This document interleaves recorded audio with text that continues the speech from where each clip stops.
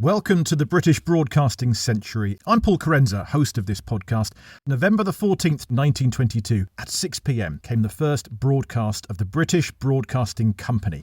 And you're about to hear, for pretty much the first time in its entirety, a reconstruction of that broadcast. It opens with a tuning signal on a bellows organ to allow the listeners in to tune their receiving sets, and then the Westminster chimes, not from Big Ben, but on tubular bells in the studio, played by musical director Stanton Jeffries. Your announcer is Arthur Burrows, live from London's 2LO studio at Marconi House on the Strand. This was the BBC.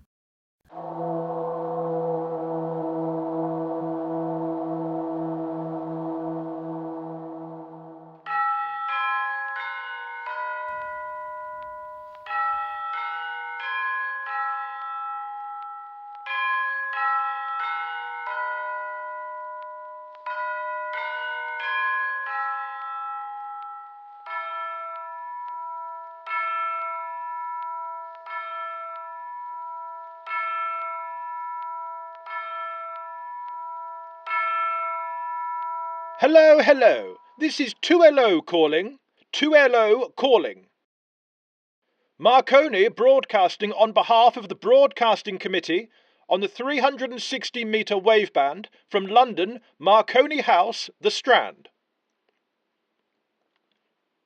This is Arthur Burrows, Director of Programmes at 2LO. This evening's broadcast will consist of a weather report, followed by a news bulletin, which will be read, first at a standard speed. It will then be repeated at a slower speed.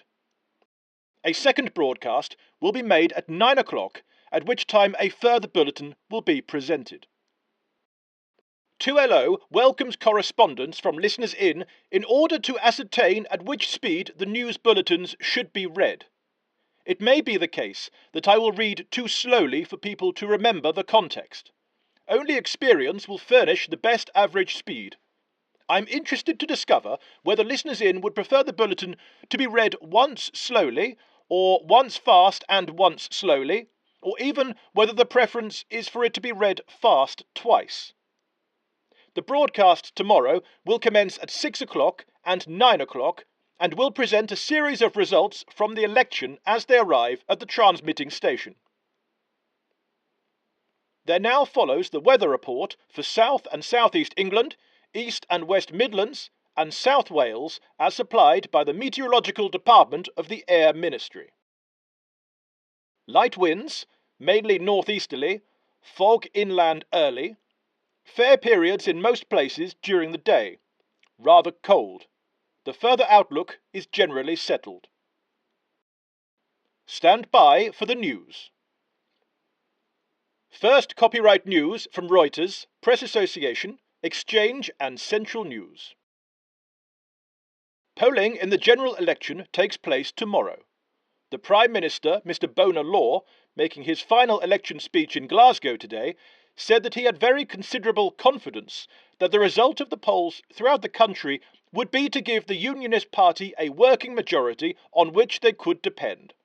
Mr. Law also said that it was from a revival of trade alone that we could have a recovery from the conditions that prevailed, and that there was nothing which rested so firmly at the root of any possible trade revival as a feeling of confidence, quietness, and stability.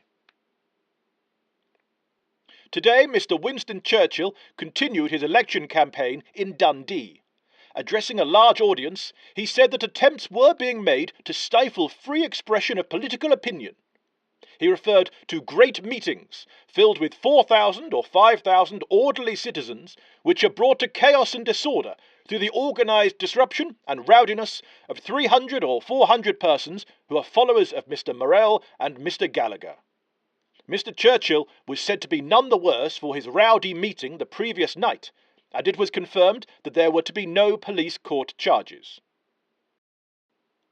A verdict has been returned this afternoon at the inquest on the exhumed body of Mrs. Jelfs, a wealthy widow from Chiswick. The Home Office expert declared that his analysis had failed to show the cause of death. Dramatic revelations were made, and friends of the deceased woman spoke of their suspicions of her doctor's carelessness. Dr. Bernard Hartshorn, who is awaiting his trial at the Old Bailey on a charge of attempting to commit suicide, was present, accompanied by 2 warders. Mrs. Jelf's death certificate was signed by Dr. Hartshorn. Dr. Hartshorn had attended Mrs. Jelf's and administered an anaesthetic before her death. The verdict stated that no blame was attached to Dr. Hartshorn. Among the 120 persons for trial at the November sessions of the Old Bailey, which opened today, is Gerard Lee Bevan, the city financier, committed from the Guildhall on charges of fraud in connection with the City Equitable Fire Insurance Company Limited, of which he was chairman. In his charge to the grand jury, the recorder, Sir Ernest Wilde, reported on the allegations against Bevan. He said that Bevan asserted at meetings and repeated in various reports and balance sheets and prospectuses that the company's affairs were in a most prosperous condition. It was further alleged that in the balance sheet of 1919, an asset described as Treasury bills to the amount of £198,576 was a fictitious item. Furthermore, under the heading of loans on call, there appeared an item of £51,000 due from Ellis & Company, the firm of which Bevan was a partner. The true amount due from Ellis & Company to the fire company was £318,000, and as a matter of fact, Ellis & Company were insolvent. It also appeared that Bevan appropriated sums for his own use. The grand jury returned a true bill against Mr. Bevan. The trial is expected to last nearly a fortnight. There was a tragic air crash today in Paris. The first competition for the Grand Prix for cargo-carrying aeroplanes was marked by a tragic accident, the well-known aviator Monsieur Poiret and his 2 passenger mechanics Courcy and Babillier being killed. The accident happened during the 5th lap. While the Coudron machine was making towards the town of Compiègne, spectators suddenly heard a loud noise and saw the machine fall and turn completely over before reaching the ground. The debris went flying in all directions, part of the seating being found nearly 100 yards away. The first to be extracted was the mechanic Courcy. He was still breathing, but he died a few moments later. Poiret and Babillier were killed at their posts. Poiret was one of the oldest and best of French pilots. Recently, he informed a friend of his intention to abandon aviation, as he intended to represent a big automobile firm. It is believed that Poiret's accident was due to one of the 4 propellers bursting in the air. Poiret was flying a 4-motor aeroplane with 2 motors at the front and 2 at the back. As 7 minutes have elapsed, I will now cease transmitting for 3 minutes to listen for government messages as per the terms of our licence. Hello, hello. This is 2LO calling. The Great Central Railway Company's police are investigating a remarkable theft of an attaché case containing over £4,000 in notes from a passenger during a journey between Marylebone and Leicester. Despite the fog, there was a good attendance at Sotheby's rooms today, when a set of the first 4 folio editions of Shakespeare was offered for sale. For the first folio an opening bid of £1,000 was made, and not until after a keen contest was it won at £5,900. This is the second highest price given at an auction for a first folio, the record being £8,500 paid last May. A thick fog has enveloped London today. It was white and patchy, and in some parts it was possible to walk out of one fog area, through a clear space, and into another fog bank. In southwestern and northeastern districts, early buses were led through the streets by the conductors. Dr. John Owens, the well-known authority, said the amount of soot breathed in by Londoners was about 200 weight.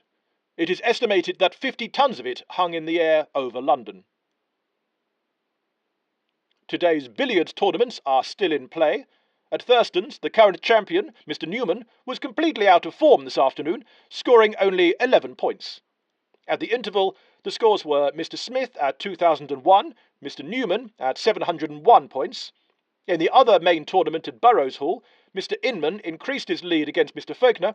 At the interval, the scores were Mr. Inman at 2001 and Mr. Faulkner 1557. Both matches remain in play.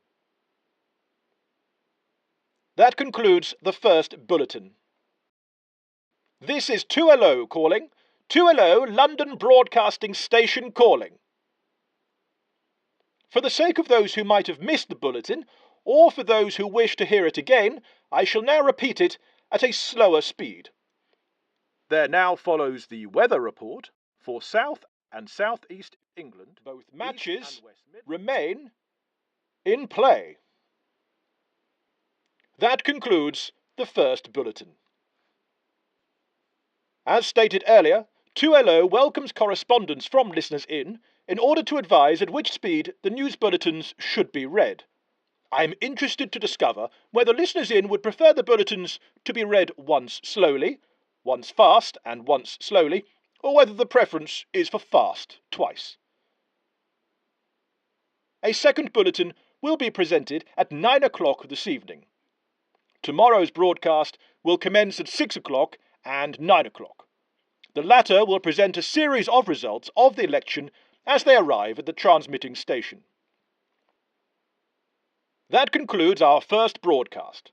This is 2LO closing down. Station 2LO closing down. This is 2LO Marconi broadcasting on behalf of the Broadcasting Committee on the 360-metre waveband, closing down.